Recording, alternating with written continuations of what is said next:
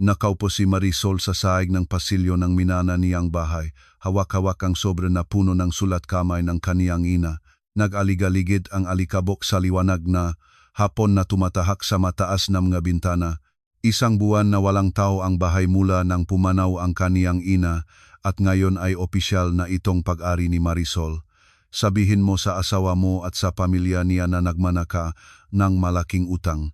Binasa niya ulit ang mga salita. Bakit?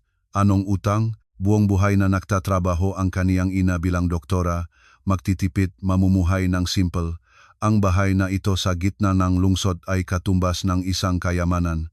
3 silit na may tanaw sa makasaysayang boulevard, mataas na kisame at niyog-niyog na sahig na gawa sa kahoy na nara. Dito lumaki si Marisol. Bawat sulok ay puno ng alaala. Nagvibrate ang telepono sa kaniyang bulsa. Ang asawa. 3 beses na tumawag si Ramon sa loob ng 1 oras. Kumusta na? Ano na ang nangyari doon? Maingay ang kaniyang boses, puno ng pagmamadali. Natanggap ko na ang mga dokumento. Oo, naisayos na lahat, sagot ni Marisol habang tinitiklop niya ang sulat pabalik sa sobre. Magaling. Pakinggan mo, kausap ko ang mga magulang ko. Sabi nila, ang ganitong bahay ay maaring ibenta ng hindi bababa sa 5 milyong piso baka higit pa. Isipin mo, mabibili natin ng bagong tsondo sa Bonifacio Global City at ang natitira Ramon, sandali. Ano, intindihin mo na, Marisol, hindi na natin kailangan ang bahay na ito. Ibenta natin, hatiin ang pera, at saka tayo mabubuhay ng maayos.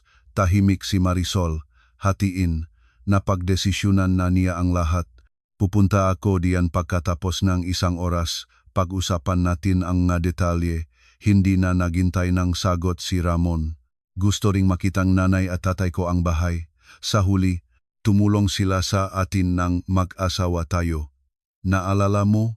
Naalala niya, 5 taon na ang nakakaraan. Talagang nagbigay ng pera ang mga magulang ni Ramon para sa kasal, isang simpleng kasal sa reception hall ng kanilang munisipyo para sa 60 panauhin. Mula noon, palagi itong binabanggit sa bawat pagkakataon. Ibinaba ni Marisol ang telepono at muling tumingin sa sulat. Hindi basta-basta gumagawa ng anuman ang kaniyang ina. Isa siya sa nga taong laging nag-iisip ng maraming hakbang sa hinaharap.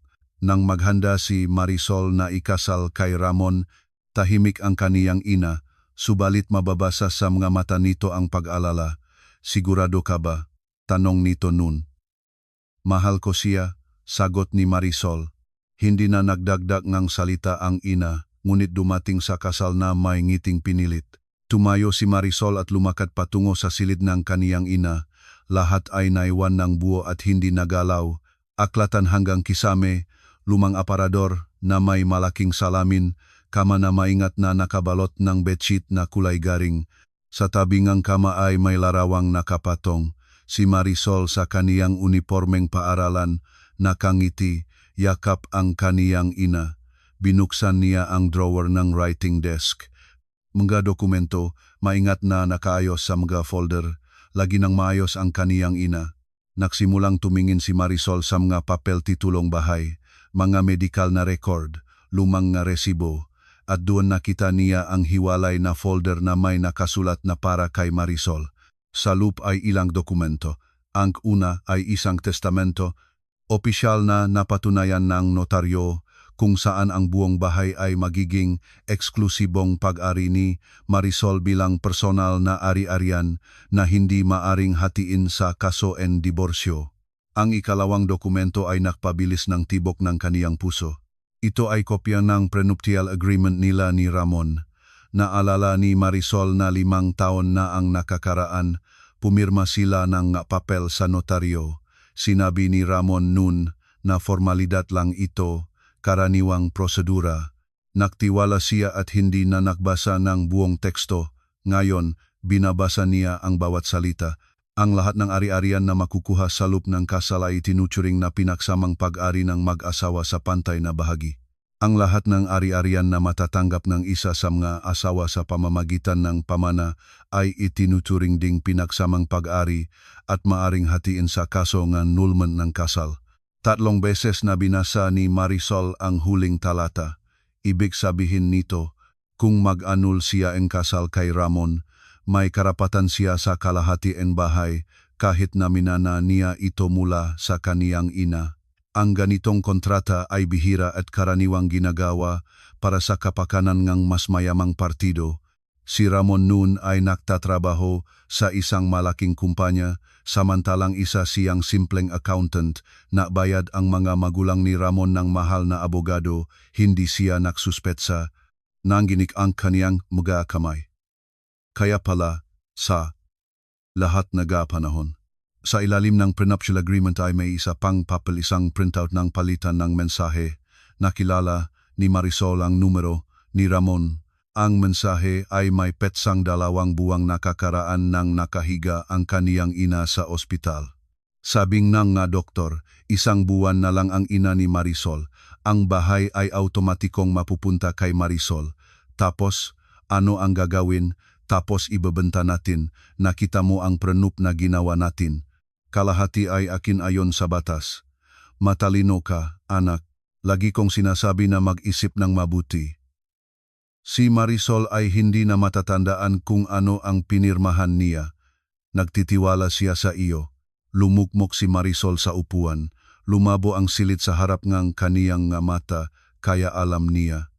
Hinihintay niya ang kamatayan ng kaniyang ina. Nagplaplano para makuha ang kalahati ng bahay.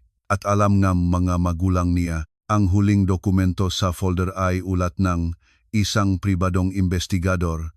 Nagpaupa ang kaniyang ina ng investigador, mga larawan, petsa, address.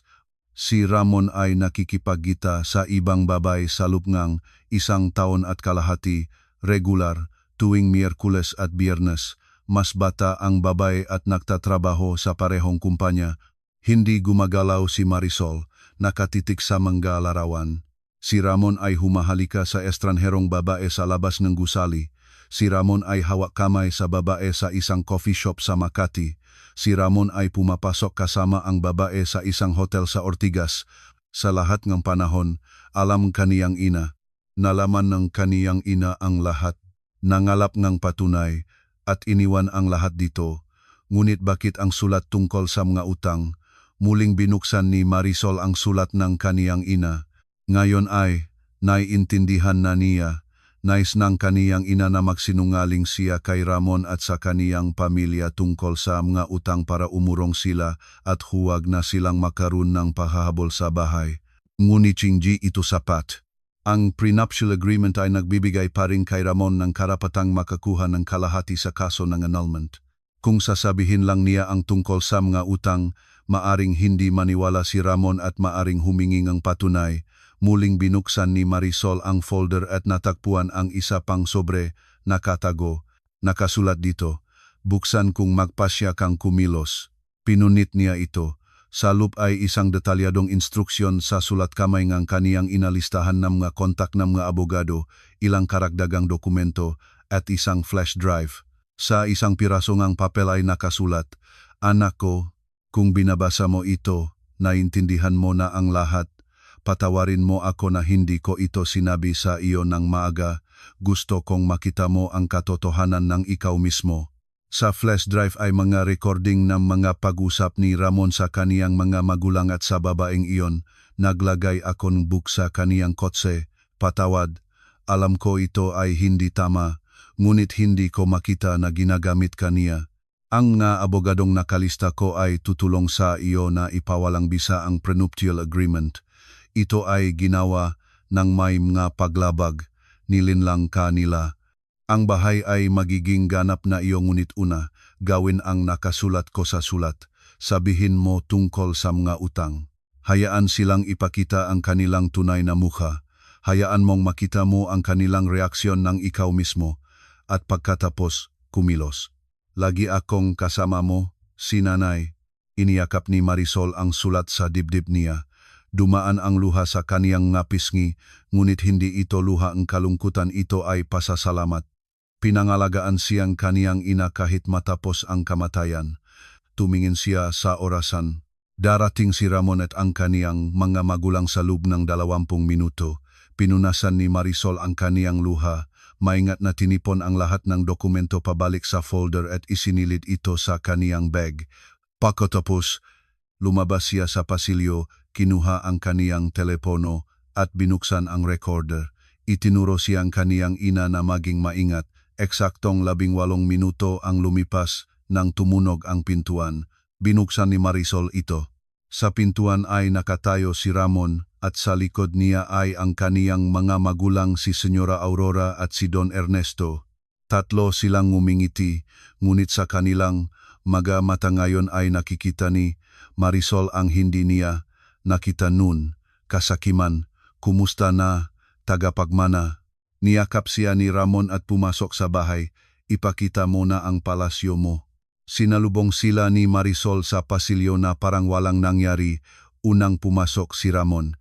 Kasunod si Senyora Aurora na nakasuot ng mamahaling terno at si Don Ernesto na may folder ng madokumento sa ilalim ng kanyang braso. Tahimik na nanggisi si Marisol sa kaniyang sarili. Malinaw na nakahanda sila. Marisol anak, agad na lumapit si Senyora Aurora para yakapin siya. Isang yapos na pakiramdam ni Marisol ay peke. Paano ka nakakayanan? Napakalaking pagkawala. Kabababa mang loob mo. Pinayagan ni Marisol ang kanyang biyanang yakapin siya habang ang telepono sa kaniyang bulsa ay patuloy na nagtatala.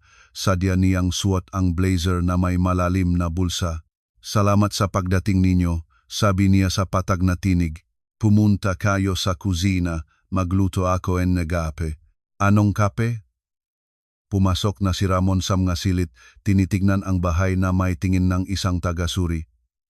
Marisol, bago pa ang renovasyon dito at bago pa ang lahat ng kasangkapan, hindi nagpapahinga ang iyong ina. Tahimik na pumunta si Marisol sa kusina. Sumunod sila sa kanya at hindi nagtagal ay nakaupo na ang lahat ng apat sa malaking dining table. Patuloy na nangumbaba si Senyora Aurora tungkol sa yumaong ina, ngunit nakita ni Marisol kung paano sumasakla ang mga mata ng babay sa mamahaling appliances at tiles. Marisol, nagsimula si Don Ernesto na dumaan sa usapan. Ang bahay ay may tingin sa Rizal Park, tama ba? Tumango si Marisol, minaal NGA king ginaang lugar na ito. Marisol, kailangan nating mag-usap ng seryoso. Lumapit si Ramon. Nakipag-ugnayan na ako sa isang real estate agent. Ineestima niya ang bahay sa 5 milyong piso. Marinating, ilista itong gayong linggo. Humigop si Marisol ng kape, binibigyan silang pagkakataon na magsalita. Simple ang payong kaniyang ina, hayaan silang ipakita ang kanilang sarili. Ibenta, kailangan ba? Nagpakita siyang pagtataka. Nagpalitan ng mabilis na tingin si Ramon at si Senyora Aurora. Marisol, anak, naintindihan mo ba kinuhang biyena ang kaniyang kamay? Ang 5 milyong piso.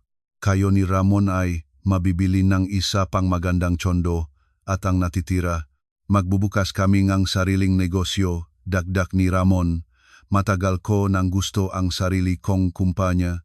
Marisol, pagkakataon na ito. Ngunit ito ay bahay ng aking ina, nginiwi ni Marisol. Nakatira siya dito ng maraming taon. Maging praktikal ka, Marisol. Ibinaba ni Don Ernesto ang kaniyang folder sa mesa. Hindi mo maaring mapanatili ang 2 bahay, condominium dues, buwis, at ayon sa batas, ang kalahating ang pamana ay pag-ari ni Ramon. Naruna. Naramdaman ni Marisol ang lahat ng bagay sa loob niya ay sumiksik sa galit, ngunit nanatiling tahimik ang mukha niya. Kalahati, ulit niya. Bakit naman? May prenuptial agreement tayo. Kinuha ni Ramon mula sa folder ng kaniyang ama ang pamilyar na dokumento. Naalala mo, klaro ang nakasulat doon. Ang lahat ng ari-arian na nakuha sa kasal, kasama ang pamana, ay nahahati ng pantay-pantay.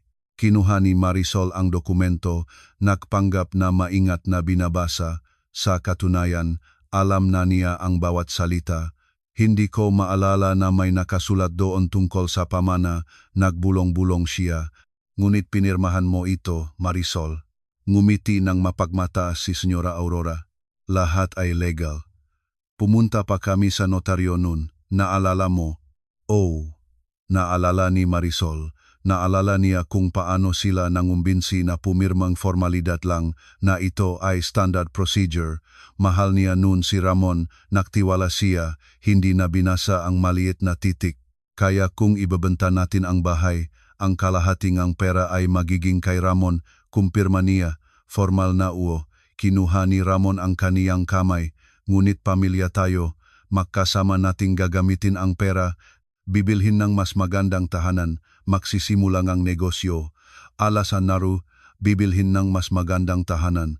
Si Ramon ay nakakita ng opisina sa Ortigas, hindi nakapagpigil si Senyora Aurora.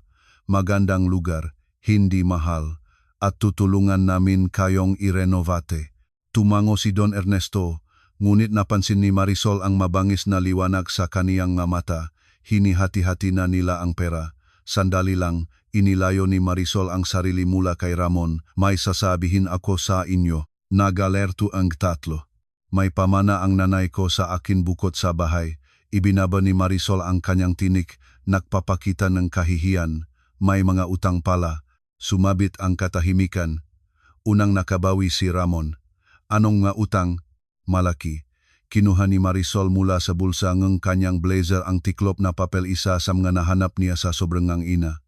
Ito ay tunay na dokumento, listahan ng medikal na gastusin sa huling taon ng buhay ng kaniyang ina. May sakit ang nanay ko. Mahal ang pagpapagamot, maga chemotherapy. Pribadong ospital sa Makati, kumuha siyang magapautang. Hinagap ni Ramon ang papel. Lumapit si Senyora Aurora para basahin sa balikat niya. 230,000 piso.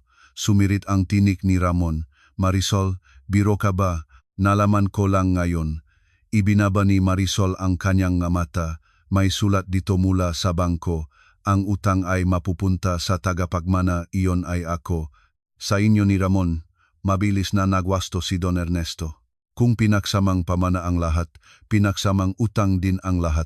Namutla si Senyora Aurora. Ernesto, ano ang sinasabi mo? Hindi pumirma si Ramon sa anumang pautang. Ngunit ang prenuptial agreement ay sumasaklaw din sa mga utang. Tumingin si Marisol sa kanila na may inosenteng mata, hindi ba? Sinabi mo mismo na lahat ng ari-arian na nakuha sa kasal ay nahahati ng pantay, kaya ang mautang din. Nakita niya kung paano sila naktitik sa isa't isa, kung paano lumitaw ang takot sa kanilang mamata. Hinawakan ni Don Ernesto ang prenuptial agreement, mabilis na binabasa ang mga pahina. Dito, hindi specifically nabanggit ang mga utang, nagbulong-bulong siya. Ngunit hindi rin sinabi na hindi kasama ang mautang. Nagangat ng balikat si Marisol. Ipinaliwanag ng abogado sa akin kanina. Kung pinaksamang pamana ang lahat ayon sa kontrata, ang nga obligasyon din ay pinaksamang-sama. Lohikal ba, Ramon? Marisol, ang bahay ay nakakahalaga ng 5 milyon. Ibebenta natin, babayaran ang mautang, at may matitira pa. Nagpagal ng ulo si Ramon. Hindi ganun kasimple. Nakuha ulit ng dokumento si Marisol. May buwis pa sa pamana, bayad sa notaryo, nga atraso sa condominium dues ng loob ng 3 buwan. Hindi pa nakabayad ang aking ina. At may isa pang pautang na nahanap ko sa kaniyang mga papel para sa pagpapaayos ng bahay. Ibinaba niya ang listahan sa harap nila. Tunay ang mga numero, ngunit maingat na pinili. Sa kabuuan, halos 400,000 pisong mautang ang lumitaw. 400,000. Sumirit ang tinig ng biyena. Paano maaring meron siya ang ganong kalaking utang? Maayos na trabaho niya. Umangat ng balikat si Marisol. Pinipigilan ang pagpapakitang natatawa. Mahal ang pagpapagamot. Mga experimental na gamot, mga dalubhasang doktor. Mga pautang, ulit ni Don Ernesto, at ang kanyang mukha ay naging maputlang-putla. Maaring may iba pang mga utang sa mga kasamahan niya, sa mga kaibigan. May mga sulat pangako, hindi ko pa nababasa ang lahat. Ito ay kasinungalingan, ngunit napakasarap. Pinanot ni Marisol habang tinutunaw ni pamilya ni Ramon ang impormasyon. Kaya maaring 5,600,000 bulong ni Ramon. Tumingin siya sa kaniyang ina, pagkatapos sa kanyang ama. At kung maabot ang higit kaysa sa halaga ng bahay, kailangan ko ring bayaran mula sa sarili kong pera. Toto ka ba? Napadako sa kaniyang upuan si Don Ernesto. Malaking panganib ito. Marisol, lumingon siya sa kanya. Hindi mo ba maaring, kunin ang lahat sa iyong sarili, ang pamana, ang mautang. Babaw-bawin ko ang aking karapatan sa aking bahagi. Naruna. Iyon mismo ang hinihintay niya. Bawin, bulalas niya, ngunit ang prenuptial agreement. Maaring lampasan ang kontrata, mabilis na nagsalita si Ramon. Susulat ako ang opisyal na pagtanggi sa aking bahagi en pamana, notaryadong patunay, at ang lahat ay magiging iyo, ang bahay, at ang mga utang. Ramon, siga ni Senyora Aurora, naisip ko na, nanay. Ayokong gumastos ng buhay ko sa pagbabayad ng utang ibang tao. Tumayo si Marisol at lumapit sa bintana. Sa labas ay nakita niya ang lungsod, ang kaniyang lungsod. Ang tanawin na pinakaminahal ng kaniyang ina. Ang tanawin na nais niyang ingatan para sa kaniyang anak. Sige, bulong niya. Kung magsusulat kang opisyal na pagtanggi sa iyong bahaging pamana, kukuhin ang lahat. Toto Marisol, seryoso ka ba? Tumayo si Ramon, seryoso. Ngunit tama lang ang pagkakayos sa notaryo, may selyo, para walang hahawak ng susunod. Siyempre, tumango si Ramon. Bukas pa lang, hindi, sa Lunes na, pupunta na ako sa notaryo. Tumingin si Senyora Aurora sa kaniyang anak na parang unang beses siyang nakita. Ibinaba ni Don Ernesto ang ulo. Halos naawa si Marisol sa kanila. Halos, napagdesisyunan na, sabi niya, kukuhin ang pamana at lahat ng kaunay na obligasyon. Ikaw ay malaya sa anumang paghahabol. At sa mga utang, kumpirma ni Ramon. At sa mga utang, sumang-ayon si Marisol. Umalis sila pakaraan ng 30 minuto. Patuloy na sinubukan ni Senyora Aurora na kumbinsihin ang anak niya, ngunit si Ramon ay matatag. Mas malakas ang takot sa mga utang kaysa sa kasakiman. Nang magsara ang pintuan sa likod nila, kinuha ni Marisol ang kaniyang recorder at pinahinto ang pagtatala. Pagkatapos ay binuksan niya ang numero na iniwan ng kaniyang ina sa mga papel nito. Hello, Attorney Consuelo, ito si Marisol. O anak ni Dr. Elena Santos. Lahat ay nangyari ayon sa kaniyang hula. Mayroon akong recording, at bukas ay pupunta ang aking asawa para opisyal na bawin ang pamana. Pagkatapos niyon gusto kong mag-file ng annulment at ipawalang bisa ang prenuptial agreement. Patunay nga ang pagtataksil nandito lahat. Tinipon ng nanay ko ang lahat. Nagsalita siya, habang sa dibdib niya ay kumakalat ang kakaibang pakiramdam, halong ginhawa, pasasalamat at naantaladong lungkot. Pumanaw ang kaniyang ina, ngunit nagawa niyang pangalagaan ang kaniyang anak, ipakita sa kanya ang katotohanan, at bigyan siyang lahat ng kinakailangang kasangkapan para sa kalayaan. Walang mautang, may bahay lang, kalayaan, at bagong buhay na nagsisimula ngayon. Tinanggap siya ni Attorney Consuelo Reyes sa sumunod na araw. Seryoso ang tanggapan, may itim na kahoy, mga bookcase na punong nga batas, mga plaka sa dingding na nagpapatunay ng 30 taon ng karanasan. Inilabas ni Marisol sa mesa ang lahat ng nahanap niya sa kahang kaniyang ina, ang prenuptial agreement, ma-printout ng mensahe, malarawan, ang disk na may ma-recording, maingat na tiningnan ng abogado ang madokumento ng tahimik. Paminsan-minsang gumagawa ng tala sa kanyang notebook. Nanatiling walang emosyon ang kanyang mukha, profesional, sa wakas ay itinuan niya ang kaniyang tingin. Ang iyong ina ay isang napakamaingat na babae, sabi niya, at napakatis. Ang pag-ipon ng ganitong katibayan ay trabaho ngang maraming buwan, 1 taon at kalahati, bulong ni Marisol, batay sa mga petsa ngang mga recording. Ang prenuptial agreement ay maari naming ipawalang bisa ng walang problema. Tinahip ngang abogado ang dokumento. Malinaw na mga palatandaan ng panlilinlang. Pinirmahan mo ito nang naniniwala kang ito ay karaniwang formalidad para sa mortgage. Sinabi ni Ramon na kinakailangan ng bangko na ito ay insurance lang sakaling mag-anul para hindi mahahati ang utang.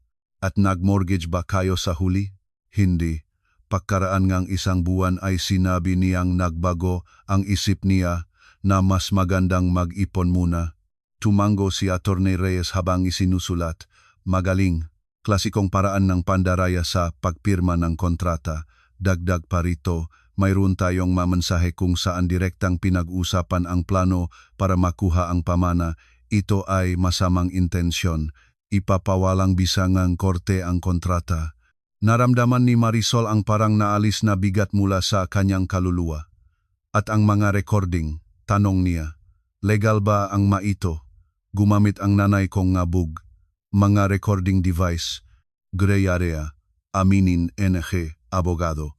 Sa teknikalidad, ang recording ng mga pribadong pag-uusap ng walang pahintulot ay paglabag. Ngunit sa isang sibilyang kaso, maaring tanggapin ng korte ang nga ito bilang katibayan kung nagpapatunay sila ng pandaraya.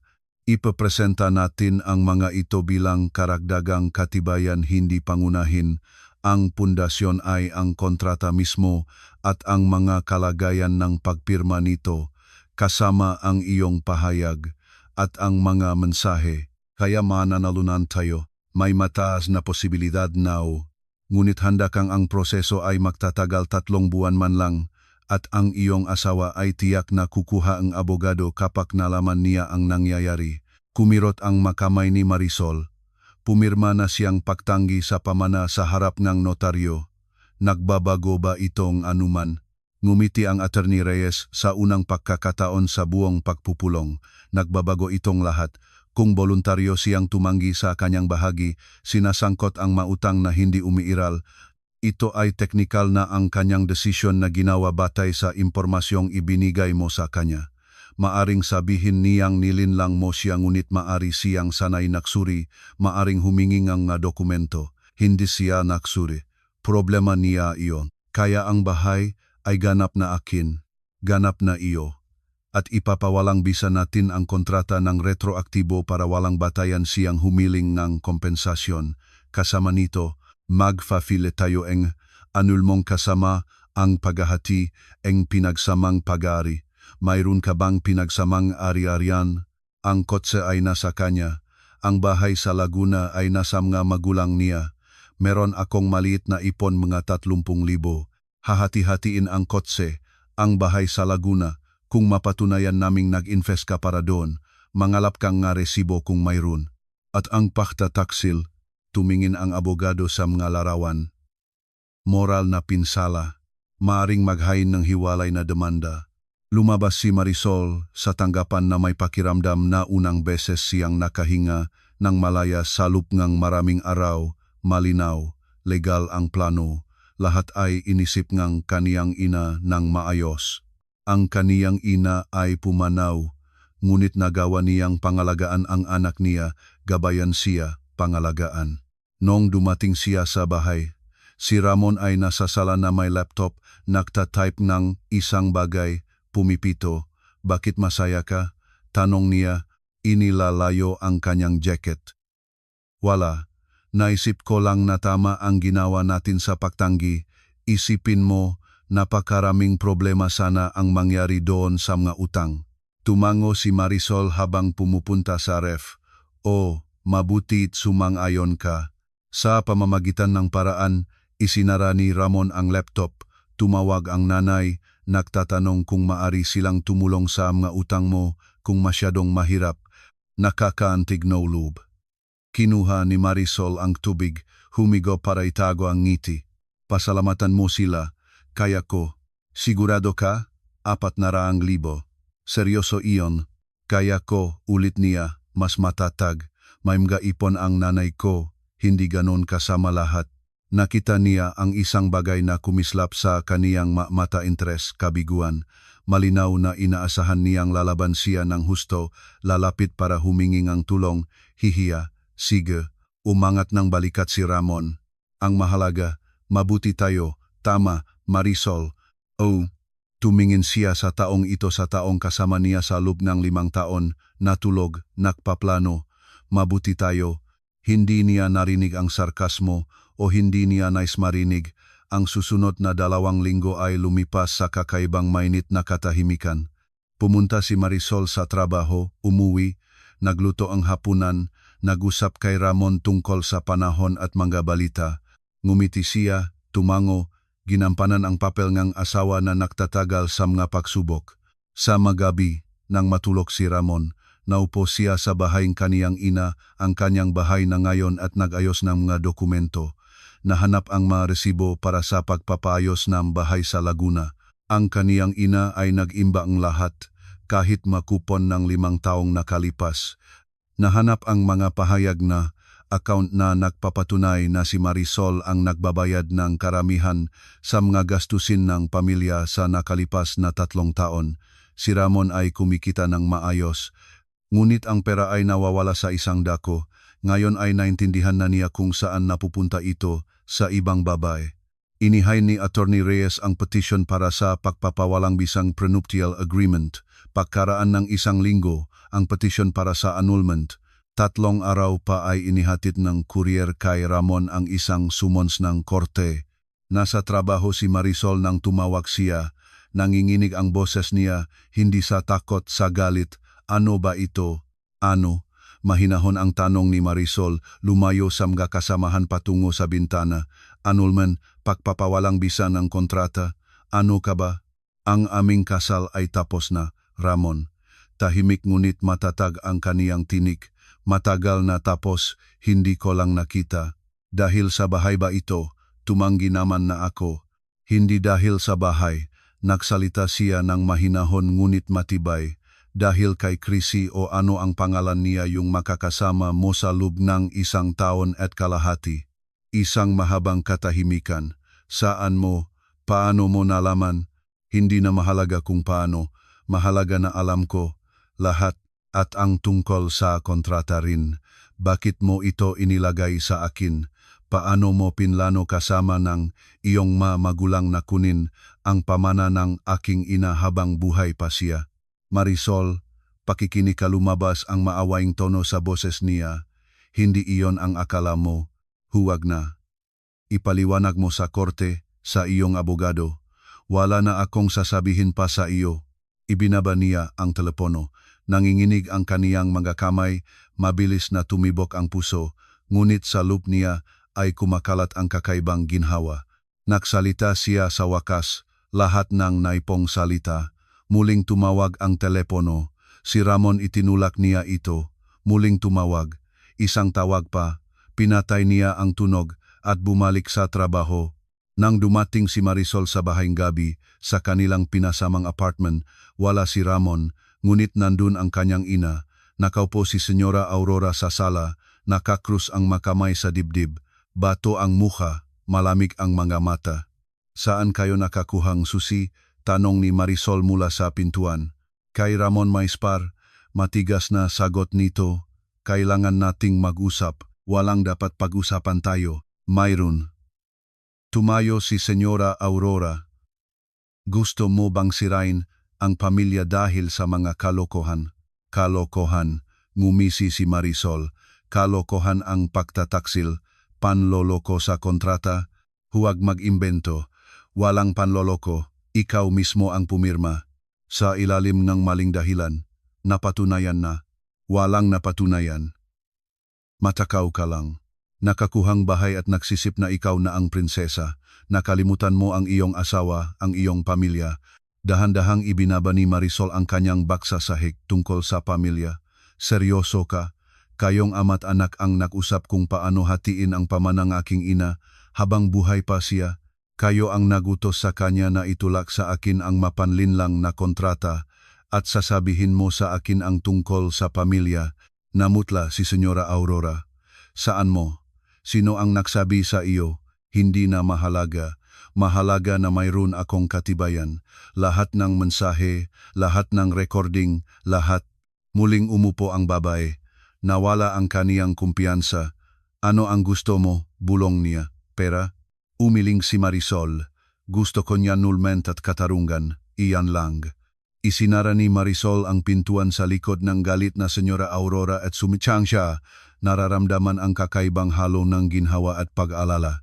Lumakat siya patungo sa sala at umupo sa upuan sa tabing bintana na may tanaw sa gabing lungsod, nag-vibrate ang telepono. Mensahe mula kay Attorney Reyes, Marisol, bukas sa 10:00 AM sa tanggapan ko, kailangan nating pag-usapan ang estratehiya. Kumuha ng abogado si Ramon si Ati Soriano, seryosong kalaban, ngunit handa na tayo.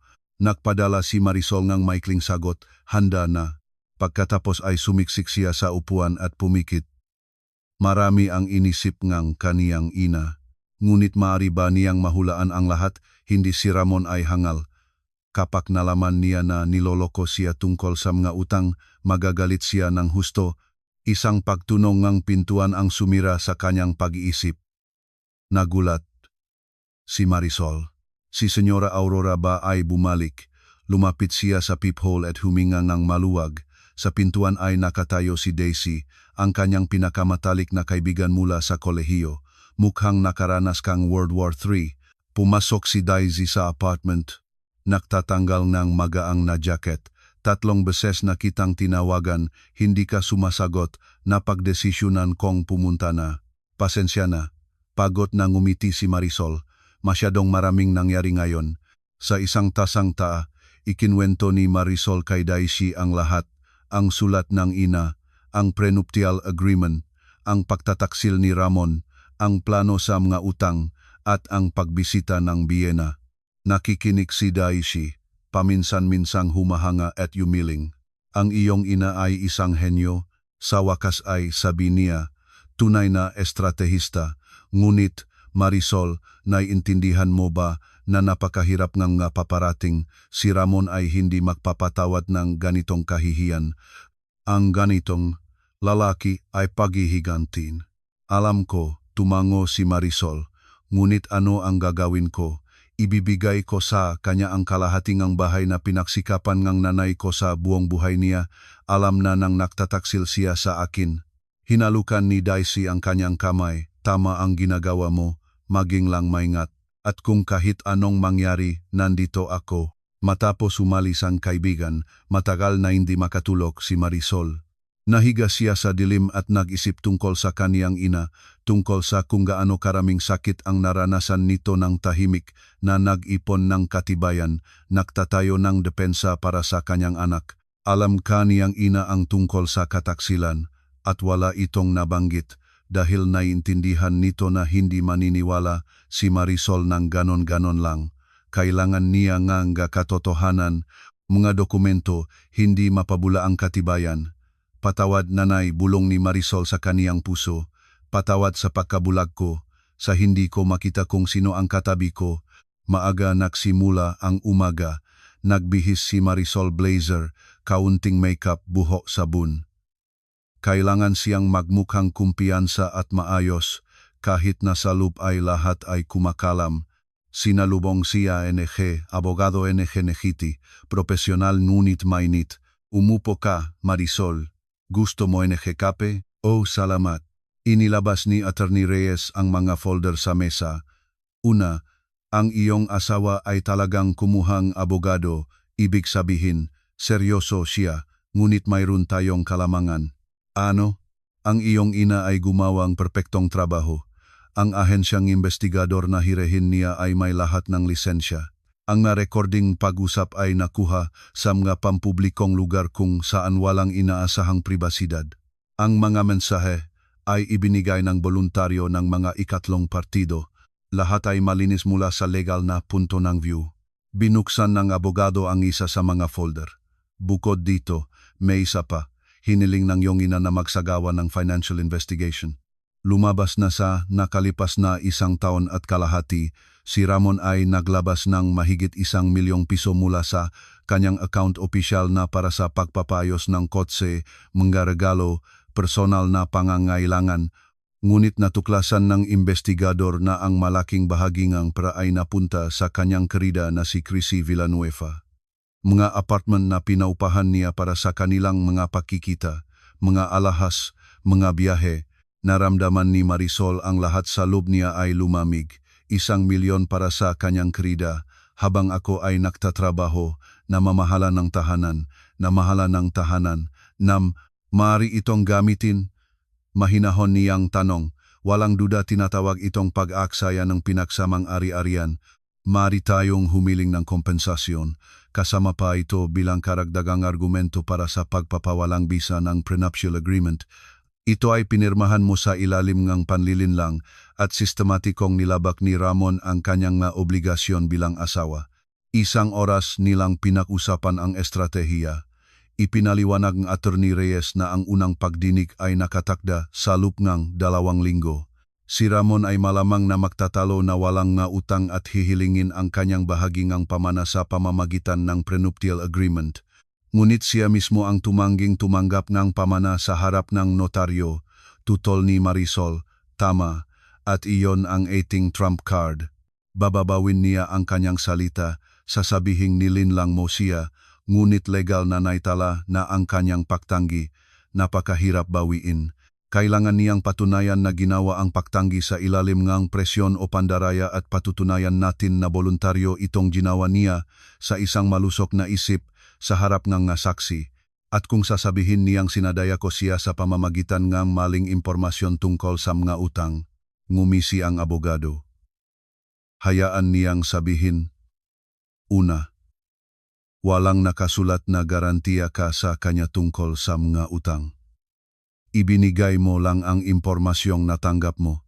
Kung hindi niya ito sinuri bago gumawang desisyon, problema niya iyon. Pangalawa, kahit kilalanin ng korte na may pandaraya, hindi nito naalis ang katotohanan ng kanyang pagtataksil at pag-aaksaya ng mga pondo. Mananalunan pa rin tayo sa kaso ng pagpapawalang bisa ng prenuptial agreement. Nagsimula ng maunawaan ni Marisol kung gaano kainit ang bawat hakbang na inisip ng kaniyang ina. Hindi lang ito depensa, ito ay perpektong laro ng ahedres kung saan bawat galaw ay pinag-aralan ng maraming hakbang sa hinaharap. May isa pang bagay, dagdag ng Attorney Reyes, at may bakal na tonong tumalab sa kanyang tinik. Nagiwan ang iyong ina ng tala para sa akin. Hiniling niya na ibigay sa iyo kapag nagsimula na ang kaso. Kinuha ngang abogado ang sobremula sa kanyang kaha at iniabot kay Marisol. Nakilala nito ang sulat kamay kaniyang ina sa takip. Buksan kapag nagsimula na ang labanan. Nanginginig ang makamay ni Marisol habang binibiya ang sobre. Sa loob ay maikling sulat, aking minamahal na anak, kung binabasa mo ito, lahat ay ayon sa plano. Ipinakita ni Ramon ang tunay na mukha niya at sa wakas ay nakita mo ang katotohanan. Nangunguna ako, pinagdaanan mo ang lahat ng ito, ngunit alam ko na ikaw ay malakas, kayang-kaya mo. Nais ko mong malaman, hindi ako mapanghiganti.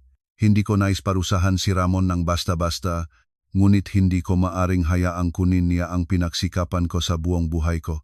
Ang bahay na ito ay ang iyong kinabukasan, ang iyong seguridad. Kapag nakaroon ka nga anak, dito sila lalaki. Kapag kailangan mong tulong, maaari mo itong ibenta o paupahan. Ito ang iyong pundasyon. Si Ramon ay nagnais na kunin ito hindi dahil sa pagmamahal niya sa iyo, kundi dahil matakaw siya. Ang kanyang mga magulang ay pinalaki siya sa ganitong paraan katakawan, pagkukunwari, kawalang kakayahang tunay na magmahal. Huwag mong sisihin ang iyong sarili sa hindi mo nakita ito ng mas maaga. Ang pagmamahal ay bumubulag sa atin, ngunit ngayon ay nakakakita ka na at maaari ka nang magsanggalang sa iyong sarili. Maging matatag. Anak ko, lagi akong kasama mo, ang iyong nanay. Hindi napansin ni Marisol na dumaan na ang luha sa kaniyang mapisngi. Pinigil niya ang sulat sa kanyang kamay. Nararamdaman kung paano siya balutin ng pagmamahal at pag-aalaga ng kaniyang ina mula sa kabilang dako. Kumuha kang oras. Mahinahon na sinabi ni Attorney Reyes, maingat na lumipat ng tingin patungo sa bintana. Nang lumabas si Marisol sa tanggapan, tanghali na. Naglakad siya sa masayang kalye nang hindi napapansin ang karamihan, nalubog sa kaniyang nga pag-iisip, nagvibrate ang telepono. Mensahe mula sa isang hindi kilalang numero, iniisip mo bang matalino ka? Iniisip mo bang ganun ka simple? Pagsisisihan mo ang ginawa mo. Tumigil si Marisol ng bigla. Si Ramon lang ito ang maaring makpadala niyon. Nanginginig na naman ang makamay niya, ngunit sa pagkakataong ito ay hindi sa takot, sa galit, nagpadala siyang sagot. Ang banta ay naitala. Salamat sa karagdagang katibayan para sa korte. Walang naksunod na sagot. Inilagay ni Marisol ang telepono at nakpatuloy sa paglalakad, nakatuwid ang balikat.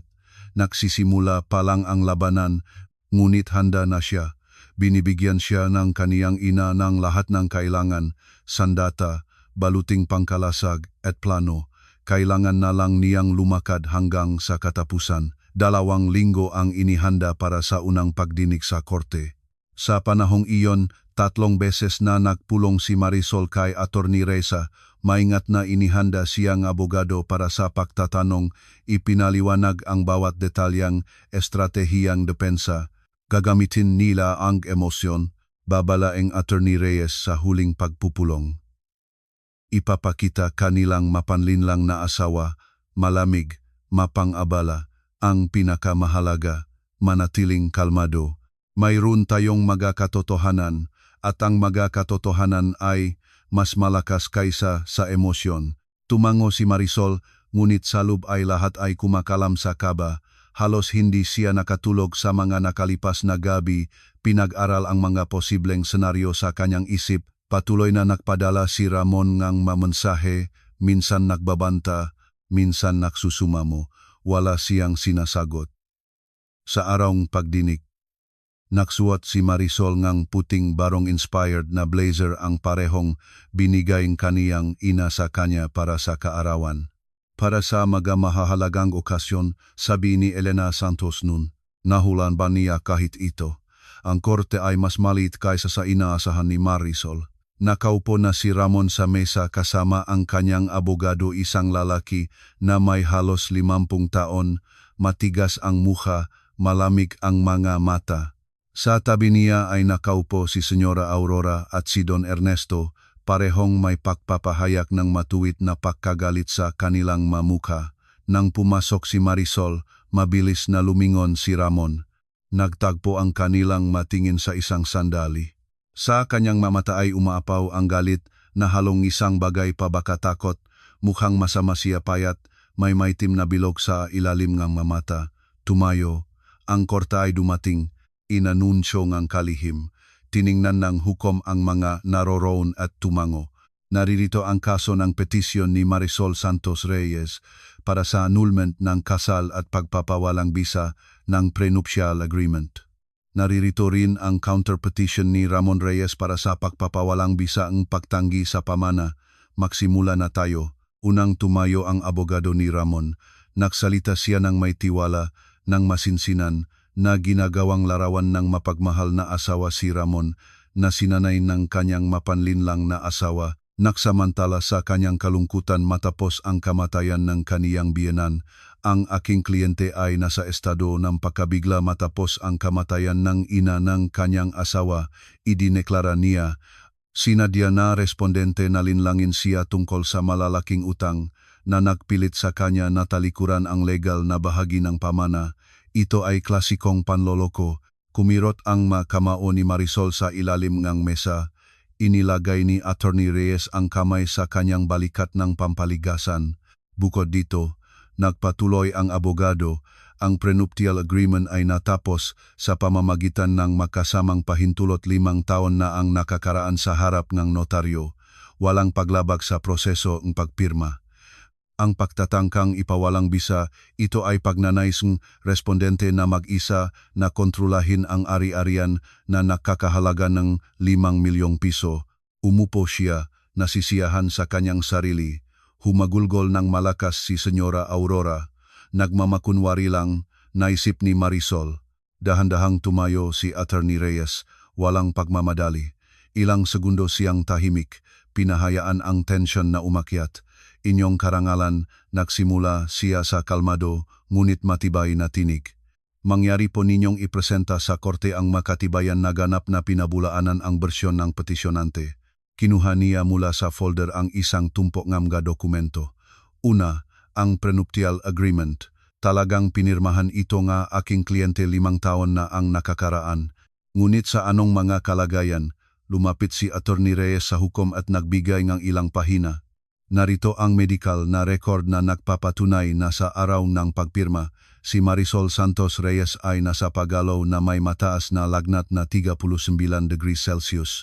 Narito ang pahayag na kapitbahay na nakakita kung paano ininsistiyahan ng asawa na pumunta agad sa notaryo sa kabila ng kondisyon ng asawa. Maingat na tiningnan hukom ang madokumento. Pangalawa, nagpatuloy ang abogado tungkol sa pagtanggi sa pamana o sinabi nga aking kliyente sa asawa tungkol sa mga utang, ngunit hindi niya pinilit ang sinuman na tumangging tanggapin. Ito ay personal na desisyon ng petisyonante, pinatunayan ng notaryo. Si Ramon Reyes ay isang malusog na taong may sapat na gulang. Maari siyang magsuri ng impormasyon, humingi ng dokumento, kumonsulta sa isang abogado, hindi niya ito ginawa. Bakit? Lumingon si Attorney Reyes kay Ramon, namutla ito. Dahil interesado lang siya sa kita, sumagot siya sa kanyang sariling tanong, at ngayon, nang malaman ang tunay na halagang bahay, sinisikap niyang bawiin ang kanyang sariling desisyon. At ngayon, hayaan ninyong ipresenta ang pinaka-interesante. Ibinaba niya sa mesa ang bagong tumpok ng dokumento. Nakilala ni Marisol ang mga ito mga tinipon ng kanyang ina, ang mga mensahe ni Ramon Reyes sa kanyang mga magulang. Dito ay pinag-uusapan ang mga plano para makuha ang bahay. Sinipi ko, kailangan nating kumbinsihin ang matanda na italaga ang bahay kay Marisol bago siya mamatay. Mas madali iyon. At karagdagan, pagkatapos ay mag-anul tayo, hatiin ang bahay, at malaya ka na. Isang katahimikan ang bumagsak sa korte. Binuksan ni Senyora Aurora ang kanyang bibig ngunit wala itong naibigay na tunok. Marekord ng bangko, nagpatuloy si Attorney Reyes nang walang mabigong tinig. Nagpapatunay na sa nakalipas na 1 taon, si Ramon Reyes ay gumugol ng mahigit 1 milyong piso sa isang tinatawag na Crisi Villanueva mula sa pinagsamang badyet ng pamilya, ang kanyang krida na kung saan natutugunan siya sa loob ng 1 taon at kalahati. Isang sandali siyang huminto, iyon ang kanyang babae, sabi ni abogado ni Ramon na tumayo, mga sinungaling na mga larawan, umupo, matalas na sawe nga hukom. Bibigyan kayo nga pagkakataon na magsalita mamaya. Inilabas ng Attorney Reyes ang huling trump card nga larawan, si Ramon na kasama ang babae sa isang restaurant sa Begeche, nakakayakap sa Boracay, pumasok sa isang hotel sa Pasay. 3 buwan ang nagtrabaho ang pribadong investigador, paliwanag ng abogado. Lahat ay nakatala, lahat ng resibo ay nakatago. Si Ramon Reyes ay sistematikong nandaya sa kanyang asawa, ginugol ang pinaksamang pra sa kanyang krida at sabay na nagplaplano na makuha ang pamana ng biyenang buhay pa. Nang mabigo ang plano, sinubukang ipawalang bisa ang kanyang sariling desisyong tumangging tanggapin ang pamana. Maingat na tiningnan ng hukom ang nga dokumento isa-isa, nanatiling walang emosyon ang kanyang mukha, ngunit napansin ni Marisol kung paano kumikirot ang kanyang malabi. May sasabihin ka ba para sa iyong depensa? Tanong ng hukom kay Ramon. Tahimik si Ramon, namutlang putla, nangingisay ang pisngi, may ibinubulong na mainit na abogado niya sa kanyang tainga, ngunit tila hindi narinig ni Ramon. Ang mga larawang ito, nagsimula siyang magsalita sa wakas, lahat ay hindi tulad ng tila nila. Si Crisi ay kasamahan lang sa trabaho. Isang kasamahang binigyan mong pulseras na nakakahalaga ng 120,000 piso, pumuputol si Attorney Reyes, narito ang resibo. Isang kasamahang kasama mo sa pegbook na kwarto sa hotel sa Ortigas 6 na beses sa nakalipas na 2 buwan. Narito ang kumpirmasyon ng mga pagpapareserba.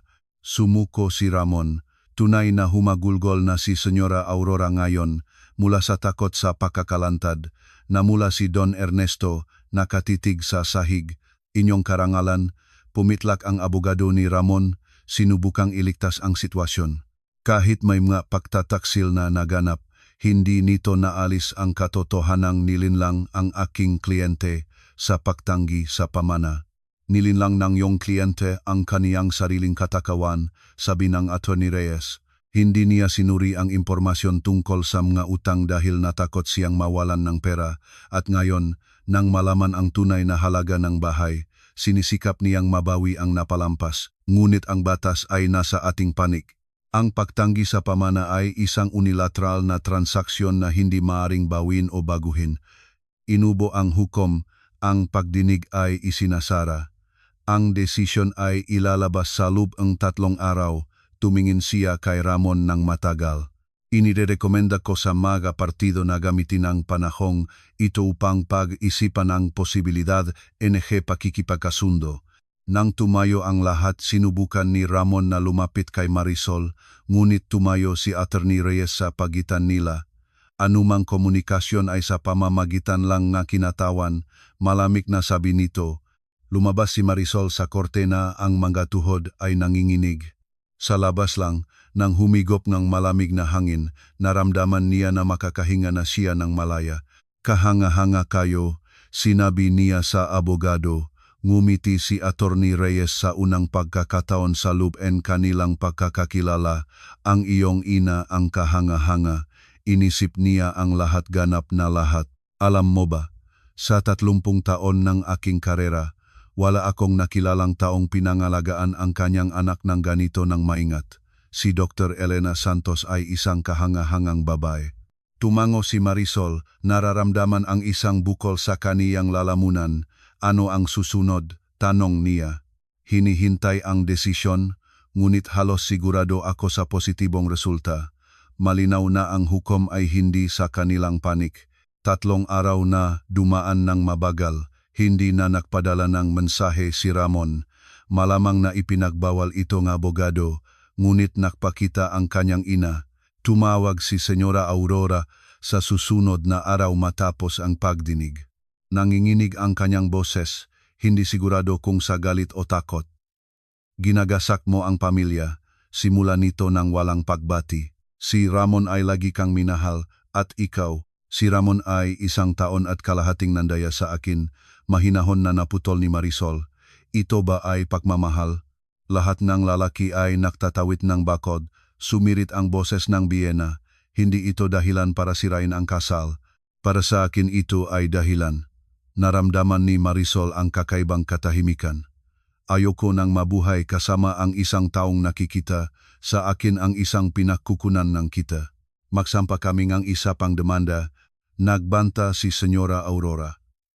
Maghahanap kami ng ibang mga abogado, pagsisisihan mo. Magsampa kayo, pagod na sagot ni Marisol at nagoff. Binablok niya ang numero ng kanyang biyena at pinatay ang telepono.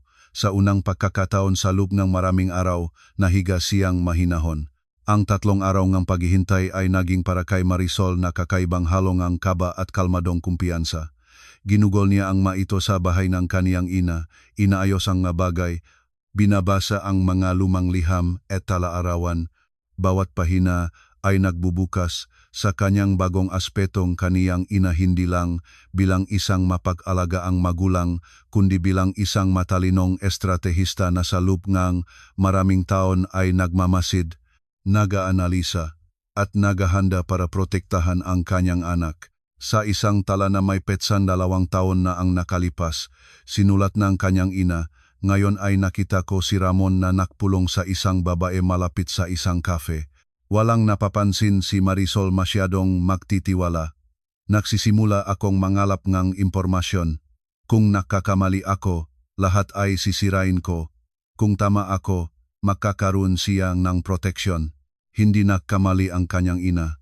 Tama siya sa lahat. Sa ika-4 na araw, dumating si Marisol sa gusalingang korte ng 30 minuto bago ang nakatakdang oras. Naghihintay ang abogado sa kanya sa pintuan. Handa ka na ba? Tanong nito. Hindi ko alam. Tapat na sagot ni Marisol. Kailangan kang maging handa. Handa ka na hindi mo palang naiintindihan ito. Ngumiti ang abogado. Nagsagawa ang iyong ina ng napakalaking trabaho.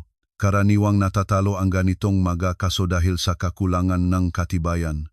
Para sa atin, Sobra-sobra ang katibayan.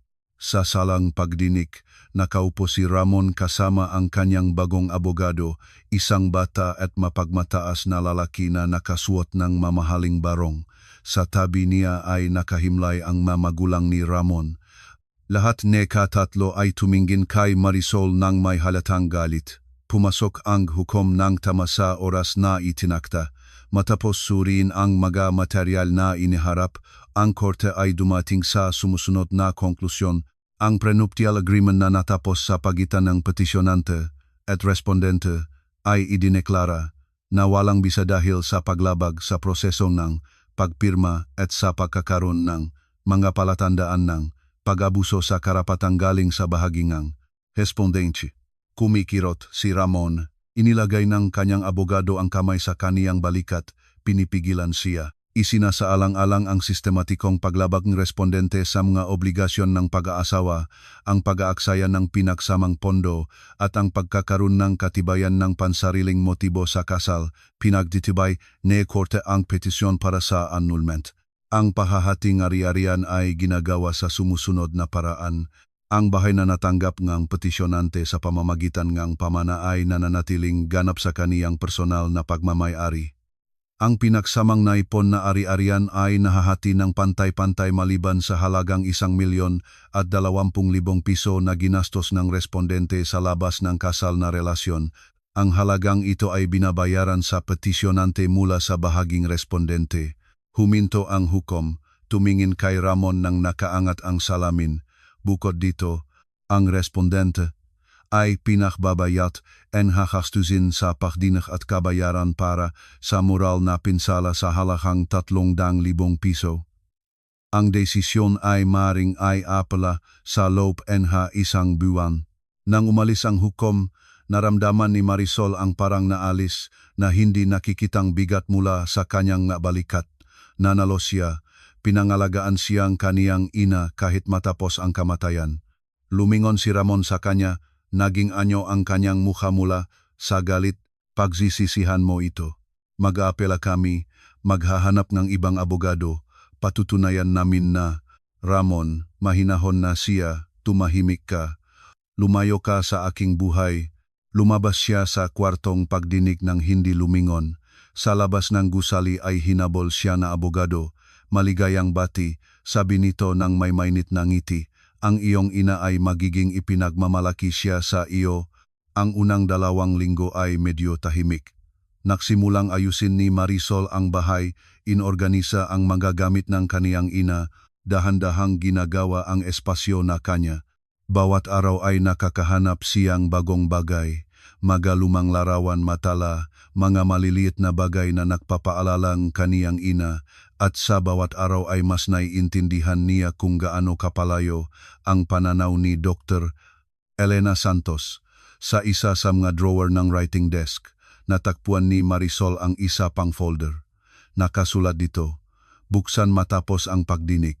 Sa loob ay ilang dokumento at isa pang sulat ng kanyang ina. Anak ko, kung binabasa mo ito, lahat ay ayon sa plano. Ipinagmamalaki kita, ngunit kilala ko si Ramon at ang kanyang pamilya ng mas mahusay kaysa sa iniisip mo. Hindi sila titigil kaya naman, narito ang isa pa para sa lahat ng bagay na maaring mangyari. Pinuksan ni Marisol ang madokumento. Mga kopya nga mga transaksyon sa pananalapi ni Ramon sa loob. Ngang 3 taon may paraan ang kaniyang ina na makakuha ng impormasyon tungkol sa kanyang mga account, mga paglipat, mga investments. At maraming kawili-wiling bagay doon, lumabas na naktago si Ramon ng malaking bahagi ng kanyang kita. Opisyal na siya ay isang manager lamang, ngunit sa katunayan ay mayroon siyang ilang pinagkukunan ng kita na hindi alam ni Marisol, consultancy fees, pakikipagtulungan sa maliit na negosyo, at maging ilang mga kahina-hinalang transaksyon sa real estate. Ang folder ay naglalaman din ng ulat ng pribadong investigador na may detalyadong ulat tungkol sa kalagayan ng pananalapi ng pamilya ni Ramon. Ang kaniyang mamagulang ay hindi rin ganon kasimple. Si Don Ernesto ay opisyal na pensyonado, ngunit nagmamay-ari ng ilang komersyal na ari-arian na pinapaupahan sa pamamagitan ng straw firm. Si Senyora Aurora ay opisyal na hindi nagtatrabaho, ngunit nagmamayari ng bahagi ng isang beauty salon sa Quezon City. Sa dulo na ulat, isinulat ng investigador, inirerekomenda kung panatilihin ang data na ito, maaring maging kapaki-pakinabang sa posibleng mga paglilitis sa korte o mga pagtatangkang pag-blackmail. Maingat na tinipon ni Marisol ang lahat ng dokumento pabalik sa folder at inilagay ito sa kaha. Hindi tumitigil ang kahangahangang pag-ingat ng kanyang ina na magpahanga sa kanya. Ang apelasyon ay inihain ng eksakto 2 linggo pagkatapos ng desisyon ng korte. Kumuha si Ramon N. bagong abogado, sikat at kilala sa agresibe na taktika. Sa apelasyon, sinubukan nilang ipawalang bisa ang halos lahat, ang katibayan ng pagtataksil, ang katotohanan ng pandaraya sa pagpirma ng prenuptial agreement at kahit ang kakayahan ng hukom. Hindi mukhang nag-aalala ang abogado ni Marisol. Karaniwang estratehiyang kawalan ng pag-asa, paliwanag niya. Sinisikap nilang punong ng papel ang korte, umaasa na makahanap ng anumang puwang, ngunit may bakal na katibayan tayo, huwag kang mag-alala. Ngunit ang inaaalala ni Marisol ay hindi ang apelasyon. Nagtitiwala siya sa kanyang abogado, ang ibang bagay ang nag-alala sa kanya. Sa nakalipas na ilang araw, napansin niya ang makakaibang bagay. Tila may nagmamatiyag sa kanya. Ilang beses nakita niya ang parehong kotse sa tabingang bahay. Isang gabi ay tila may nagtangkang buksan ang pintuan ng kanyang apartment. Nag-install si Marisol ng karagdagang mga security camera at nagpalakas ng mga kandado. Ikinwento rin niya ang lahat sa kanyang abogado at naghain ng reklamo sa pulis. Pagkaraan ng 1 linggo, napatunayan ang kanyang pag-aalala. Natalangam ga kamera kung paano lumabas ng gabi ang isang hindi kilalang lalaki sa pintuan ng kanyang apartment. Tumingin siya sa paligid, naglabas ng mga kasangkapan at sinubukang buksan ang kandado. Ang mabagong kandado ay hindi niya nagawa. Nang halos 10 minuto ay umalis siya. Agad na ibinigay ni Marisol ang recording sa pulis. Natukoy na eksaminasyon ang pagkakakilanlan. Ito ay isang kakilala ng ama ni Ramon, isang lalaki na may record ng pagnanakaw. Kinuha ng pulis ito sa susunod na araw. Sa investigasyon ay mabilis itong nagsalita. Lumabas na si Don Ernesto ay nagalok sa kanyang 50,000 piso para makapasok sa apartment ni Marisol at kunin ang ilang dokumento. Anong madokumento ang hindi niya tinukoy, ngunit nagbigay siyang paglalarawan ng kaha. Malinaw na nalaman nila ang tungkol sa mga mapanganib na material. Ito ay isang seryosong krimen. Agad na nahain ang abogado ni Marisol ng reklamo para sa pagpapasilab sa pagnanakaw laban kay Don Ernesto. Ginamit din niya ang insidenteng ito bilang karagdagang argumento sa proseso ng apelasyon. Ipinakita na ang pamilya ni Ramon ay nagpapatuloy ng malabak sa batas na aksyon. Sinubukan ni Ramon na humiwalay sa aksyon kanyang ama. Iginiit na wala siyang kaalaman dito. Ngunit natukoy ng investigasyon na si Ramon mismo ang nagbigay sa kanyang magulang ng impormasyon tungkol sa posibleng karagdagang madokumento. Ang mausapan sa telepono at mga mensahe ay nakumpirma nito. Ang korteng apelasyon ay nakpulong pagkaraan ng 1 buwan. Sa pagkakataong ito, mukhang mas hindi kumpiyansa si Ramon. Ang kasaysayan ng pagtatangkang magnakaw ay seryosong nasira ang kanyang posisyon.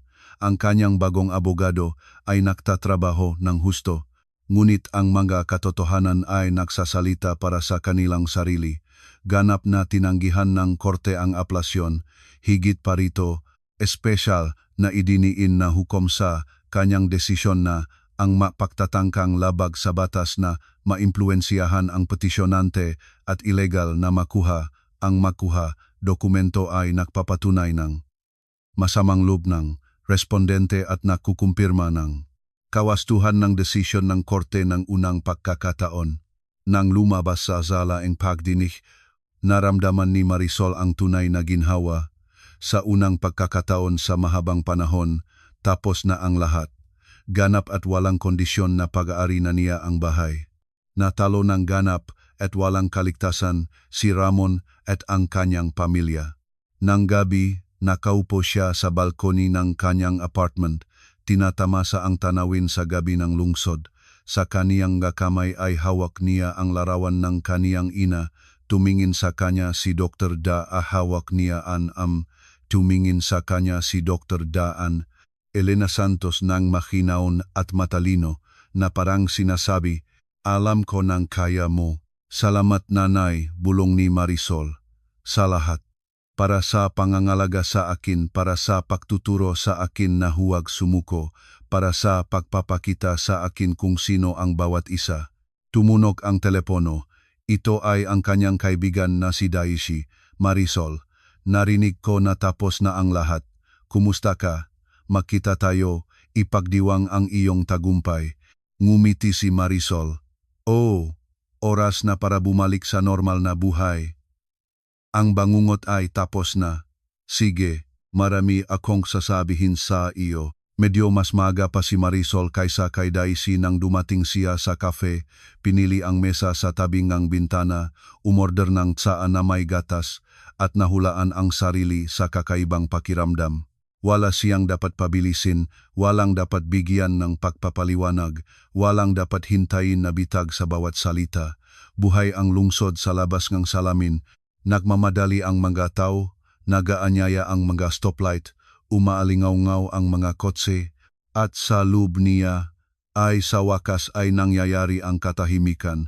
Pumasok si Daisy sa cafe na may ganitong ekspresyon sa mukha na parang hindi lang ipagdiriwang ang tagumpay ng kaniyang kaibigan, kundi ang pagsira ng isang buong imperyo. "Alam ko na kayang mo," isinigaw niya sa halip na pagbati at mahigpit na niyakap si Marisol. "Pero hindi ako ganap na naniniwala na makakarating sila sa pagtatangkang magnanakaw. Napakaseryoso nila." Umiling lang si Marisol, "Hindi sila nagpalabas ng laro. Ganito lang sila palagi. Hindi ko lang nakita." Hindi nakita naktiwala ka," mahinahon na tutol ni Daisy habang inililayo ang kanyang trench coat. "Iba iyon." Ang salitang iyon ay nakpukaw sa Marisol ng mas malakas kaysa sa anumang tagumpay sa korte. Naktiwala. "Oh, ganun nga." Hindi siya mangmang, hindi siya mahinanak, mahal lang siya at nasanay na bigyan ng katwiran, mahanap ng paliwanag, palamigin ang kasamaan ng iba para hindi masira ang kanyang sariling larawan ng mundo. Matagal silang naupo sa mesa. Nakukwento si Daishi, sinisikap siyang patawanin, binabalik ang maalaala mula sa universidad, maingat na inilipat ang usapan sa hinaharap, hindi sa mga pagdinig, hindi kay Ramon, hindi sa kanyang mamagulang sa hinaharap. "Ano ang susunod?" Sa wakas ay tanong niya. "Huwag mo lang sabihin sa akin na maupo ka ng nag-iisa sa malaking bahay at magdurusa sa ilalim ng ulan." Ngumisi si Marisol. "Hindi, tapos na ang pagdurusa. Ngunit ano ang susunod? Hindi pa alam. Kung ganon, magsimula sa simple. Mabuhay, huminga, matulog ng mahinahon. Ayusin ang bahay kung paano mo gusto, hindi kung paano ito komportable para sa isang tao. Bumili ng bagong blanket, ilipat ang magkasangkapan, itapon ang lahat ng nagpapaalala sa nakaraang buhay. Minsan ang bagong buhay ay nagsisimula hindi sa malalaking desisyon kundi sa bagong rice cooker." Tumawa ng malakas si Marisol, magaan, taos puso. "Sa unang pagkakataon sa loob ng maraming linggo, mayroon na akong bagong rice cooker. Tingnan mo." Nangangahulugang nag-start na ang proseso. Nang bumalik siya sa bahay ng gabi, sinalubong siyang parehong katahimikan na nun ay nakakatakot ngunit ngayon ay nagpapakalma. Dahan-dahang lumakat si Marisol sa mga silid, huminto sa bintana ng sala. Dito pa rin naramdaman ang presensya ng kanyang ina. Hindi mabigat, hindi malungkot, mainit, halos buhay. Parang sana si Dr. Elena Santos ay lumabas lang sandali at babalik na magtatama ng kurtina, maglalagay ng tubig sa kaldero, magtatanong kung bakit maputla ang kaniyang anak. Lumapit si Marisol sa writing desk at kinuha ang folder na may huling dokumento. Desisyon ng korte, resolusyon ng aplasyon, kopya ng reklamo sa pulis, mapahayag, akta. Lahat ng kamakailan ay tila sandata, ngayon ay biglang naging simpleng nga papel. Mga papel na sa likod nito ay Isang simpleng katotohanan lamang, malaya na siya. Maingat niyang tinipon ang lahat sa isang kahon ng archive, nilagdaan gamit ang marker sarado, nag-isip ng isang sandali, at inilagay ang kahon sa pinakamalayong drawer ng aparador. Oras na para tapusin hindi lang legal, kundi tunay. Pagkaraan ng 3 araw, pinalitan ni Marisol ang kanyang numero. Sinubukan ni Ramon na makipag-ugnayan sa pamamagitan ng magkakilala pagkatapos sa email, pagkatapos sa pamamagitan ng isang pinsan, ngunit si Marisol ay hindi sumagot sa kahit saan. Lahat ng kailangan ay nasabi na, lahat ng kailangan ay napatunayan ng korte. Pagkatapos ay dumating ang balita na inaasahan niya ngunit na kumapit pa rin bilang isang panghuling tuldok. Nagbukas ng kaso laban kay Don Ernesto, hindi ang pinakamalubha, ngunit sapat para ang kanyang pangalan ay lumitaw kung saan niya hindi gusto. Isa sa mga nangungupahan ay tumanggi na palawigin ang kasunduan sa paupahan ng espasyo. Si Senyora Aurora ay may problema na sa kanyang salon ang kasosyo niya nang marinig ang tungkol sa pamilyang iskandalo at pagtatangkang pagnanakaw ay nagdesisyong humiwalay. Si Ramon ay tahimik nang walang pakabigo, hiniling na mag-resign sa kumpanyang kinatatrabahuhan niya. Hindi nila gusto ang mapampublikong kwento tungkol sa makrida, mapagdinig at mga eskema ng pandaraya. Nalaman ni Marisol ang lahat ng ito hindi sa malisya, basta't ang mundo, gayang naging malinaw, ay naglalagayng lahat sa tamang lugar, hindi palaging mabilis, hindi palaging malakas, ngunit naglalagay. Isang araw, inimbitahan siya ni Attorney Reyes sa kanyang tanggapan, hindi na bilang kliyente, kundi para sa isang simpleng usapan. Sa mesa ay mayroong 2 tasang kape at isang payat na folder. Ito ang mga huling dokumento. Sabi nito, teknikal na lahat ay tapos na. Ang writ of execution para sa kompensasyon ay may bisa na. Ang kotse ay na-assess na. Ang iyong bahagi ay ililipad sa loob ng 1 buwan. Wala na silang magagawa. Kinuha ni Marisol ang folder at tumango. Salamat sa inyo. Salamat sa iyong ina. Sagot NG Abogado. Idinala ko lang ang kaso sa katapusan. Alam mo, ang iyong kwento ay bihira. Karaniwang sa ganitong sitwasyon ang mga tao ay nasira o nagsisimulang magiganti ng ganoon kabilis na sinisira nila ang kanilang mga sarili kasama ang kalaban. Ikaw ay gumawa ngang iba, gusto ko ring magiganti, tapat na aminin ni Marisol. Sa mga unang araw, sobrang gusto ko, ngunit pinili mo ang proteksyon, hindi ang paghihiganti. Malaking pagkakaiba. Naalala ni Marisol ang mga salitang iyon, unti-unting dumating ang taksibol. Ang boulevard sa ilalim ng mga bintana ng bahay ng kaniyang ina ay luntiang berde sa bawat araw. Sa lumang nara na sahig tuwing umaga ay may mainit na mga parihaba ng liwanag. Nagsimulang magtrabaho ng remote si Marisol ng ilang araw sa 1 linggo at lalong nakikita kung paano siya nagbabago. Nawala ang ugaling makinig sa susi sa kandado, nawala ang paninikip ng manggabalikat, nawala ang patuloy na pagnanais na magpaliwanag, huminging na tawad, sumuko basta at walang alitan. Sa lugar nito ay dumating ang ibang bagay, katahimikan, paggalang sa sarili at napakalinawin, walang pagmamahal na dapat magastos ang isang taong kanyang dignidad. Sa simula ng Abril, nagpasya siyang gawin ang bagay na hindi pa niya napagtawanan noon. Binuksan niya ang aparador ng kanyang ina, maingat na inayos ang mga damit at ang ilan ay dinala sa isang charitable organization. Ang pinakamahalagang sa puso ay iniwanan niya isang sutlang belo, isang paboritong brooch, isang lumang notepad, ilang larawan. Ang lahat ng iba ay pinalaya. Nang bumalik sa bahay, matagal na nakatayo si Marisol sa gitna ng silid at pagkatapos ay biglang naintindihan niya hindi niya nilalait ang alaalang kanyang ina. Sa kabaliktaran, ginagawa niya ang eksaktong nais ngang kanyang ina para sa kanya, hindi ginagawang mausoleo ngang nakaraan ang bahay, kundi pinupuno itong buhay. Pakaraan ngang ilang araw, dumating ang mga manggagawa. Hindi nagutos ng malalaking renovasyon si Marisol, dito lahat ay maayos na nga. Ipinintahan lang niya ang nadingdingang sala sa mas mainit na kulay, pinalitan ang mabibigat na kurtina, bumiling bagong sofa at isang malaking kahon na mesa, hindi para sa mga bisita na bumabalik dahil sa katungkulan para sa mga taong gusto niyang makasama. Nang lahat ay tapos, inimbitahan niya si Daishi. Pumasok ang kaibigan, tumingin sa paligid, at humanga, talaga, naging tunay na iyo na ito. Tumingin si Marisol sa paligid at ngumiti. Oh, tilaw.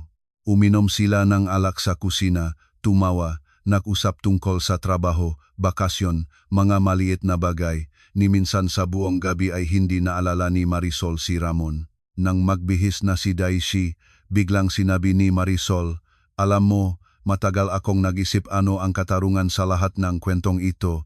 Lumapit si Marisol sa bintana. Sa labas ay kumukurap ang gabi nga lungsod. Sa ibaba ay dumadaloy ang tahimik na buhay nga lungsod. Hindi sa natalo siya sa bahay at hindi sa pinarusahan siya, iyan ay mga kahihinatnan. Ang katarungan ay nasa katotohanang nakita ko ang katotohanan bago pa ako ganap na nawala sa aking sarili. Medyo kaunti pa at nabuhay na sana ako kasama niya ng maraming taon. Mag-aalangan sa sarili ko, magpapahintulot, magtitiyaga, tatawaging pamilya iyon ang sana, ang tunay na pakawala, hindi ang hindi ang masukat na metro kundi ang sarili ko. Dahan-dahang lumapit si Daishi at niyakap siya mula sa balikat. Kaya hindi lang bahay ang nailigtas ng iyong ina. O mahinahon na sakot ni Marisol, nailigtas niya ako.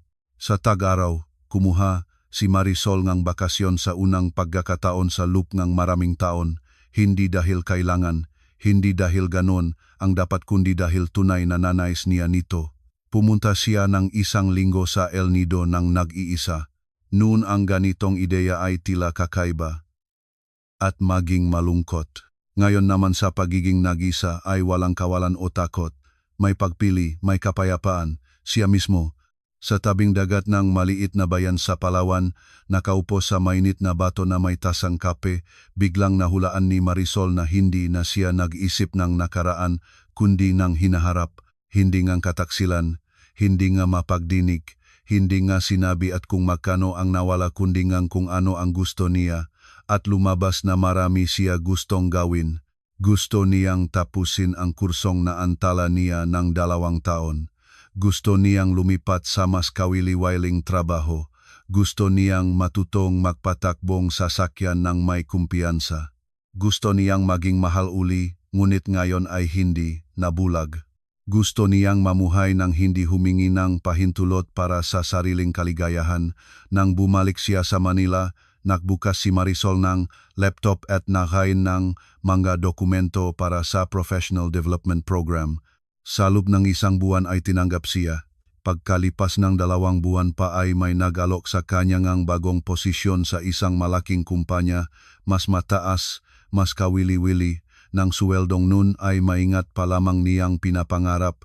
Minsan ay tila alam ito ng kanyang ina. Hindi sa detalye, siyempre, ngunit sa pangunahing bagay na nang mapalaya si Marisol sa kasakiman ng iba, sa kanilang kasinungalingan at kontrol, ay hindi maiwasang magsimula siyang lumago. Mabilis, malaya, ng buong lakas.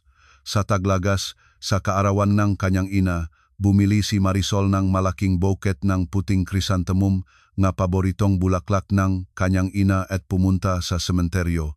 Matagal siyang nakatayo sa malinis na monumen kung saan tumingin si Dr. Elena Santos ng parehong mahinahon at matalino. Nakawako, nanay, sabi ni Marisol ng mababa. Hindi kaakat. Hindi perpekto, ngunit nakawako. At hindi nahahayaan ng sinuman na mapag-alinlanganan ako sa aking sarili pangako. Bahagyang kumilos ang hangin sa mga lasong buket. Ngumiti si Marisol sa pamamagitan ng magaang na lungkot.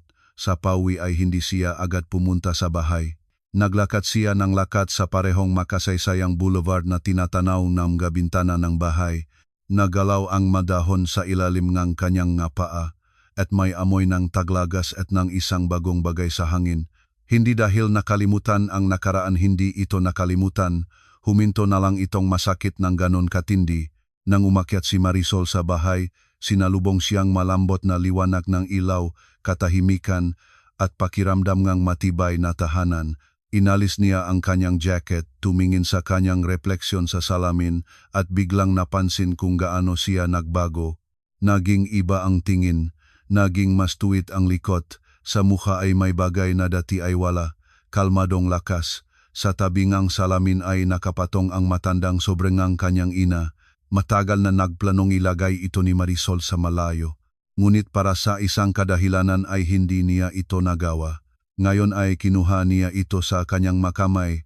Maingat na hinalik ang pamilyar na sulat kamay ngang ina sa takip at inilagay sa itaas na drawer ng aparador, hindi bilang sakit, bilang alaala. Pagkatapos ay lumapit siya sa bintana at ibinuka ang sash. Sa apartment ay pumasok ang malamig na gabi-gabing hangin. Ingay ngang mamalalayong kotse, huningang malaking lungsod na namumuhay nga sarili nitong buhay at hindi alam na isang napakalaking digmaan ay nagwakas. Noong isang panahon sa mga dingding na ito, malalim na hininga ni Marisol. Ang mga mapanlinlang na tao ay natiyak na kasama ang kanilang sariling katakawan at si Marisol, sa wakas, ay natiyak kasama ang kanyang sarili at sa wakas ay naunawaan niya na ito ay hindi kalungkutan. Ito ay kalayaan.